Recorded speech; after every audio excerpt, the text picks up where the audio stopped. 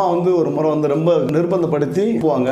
அன்னைக்குன்னு பார்த்தீங்கன்னா ஒரு ஆக்சிடென்ட் ஆகிடும். அந்த ஆக்சிடென்ட்ல வந்து பேர் இறந்துருவாங்க. அப்போ ராகுலுடைய அக்கா வந்து இறந்துருவா. அப்போ ரொம்ப வந்து இதாகிடும். கலையரசன் ராகுலுடைய அக்கா எல்லாம் இறந்து போயிடுவாங்க. அவர் ரொம்ப உருக்கமாக எடுத்திருப்பாங்க. அந்த காட்சி அமைப்பெல்லாம் வந்து பார்த்தீங்கன்னா தேனீஸ்வரர் வந்து அவ்வளோ அற்புதமாக எடுத்திருப்பாரு. கடைசியில் என்ன ஆகும் அப்படின்னா, இந்த ராகுல் வந்து தன்னுடைய வைராக்கியத்தினால ஜெயிக்கணும் அப்படின்ற ஒரு இதுவாக வந்து நினைச்சிட்டு அவரோட வந்து கதை முடியுது. அந்த ராகுல் தான் இன்னைக்கு வந்து நம்ம பார்க்கக்கூடிய மாரி செல்வராஜ்ன்ற மாதிரி கதையை முடிச்சிருப்பாரு. உண்மை சம்பவம், அதாவது 1990களில் நடந்த ஒரு உண்மை சம்பவம். ஸ்ரீவைகுண்டம் பகுதி, அதாவது தூத்துக்குடியில் இருக்குது ஸ்ரீவைகுண்டம், அந்த பகுதியில் வந்து நிஜமாவே நடந்துச்சு அப்படின்னு சொல்றாரு. அந்த கதையை தான் நான் வந்து என்னுடைய வாழ்க்கை கதையை வந்து சொல்ல வந்தேன். இன்னொன்று, மாரி செல்வராஜ் சார் யோசிச்சிருந்தா முதல் கதை இதுதான். அவர் பரியேறும் பெருமாளுக்கு முன்னாடி யோசிச்சு இந்த கதையை தான் எடுக்க இருந்திருக்கிறாரு. காலச்சூழலால் எடுக்க முடியல. அவருடைய லைஃப்லி படம் அப்படின்னு கூட சொல்லலாம்.